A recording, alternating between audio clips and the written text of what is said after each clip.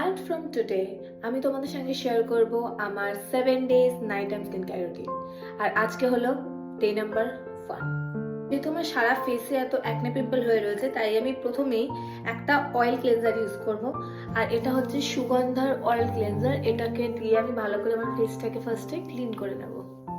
এরপর আমি আমার ফেসটা ক্লিন করে নিয়েছি ডট অ্যান্ড কি এর ওয়াটারমেলন ফেস ওয়াশ দিয়ে।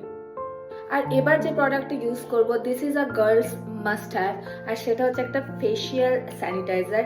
এটা অক্সাম স্প্রে। যারা অ্যাকনে প্রোন স্কিন আমার মতো তারা ডেফিনেটলি এই স্প্রেটা ইউজ করতে পারো।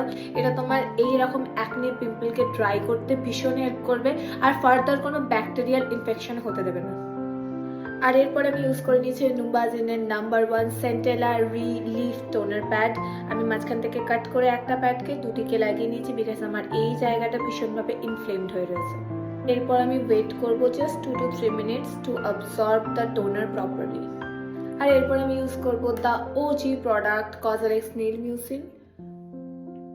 আর অ্যাজ আ ময়শ্চারাইজার আমি ইউজ করছি অ্যাভিয়েনোর স্কিন রিলিফ ময়শ্চারাইজিং লোশন।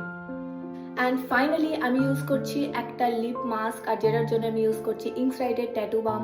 আর আমি বিলিভ করি এটা যে কোনো হাই এন্ড লিপ মাস্ককে আরাম সেট আপ করে দিয়ে দেবে।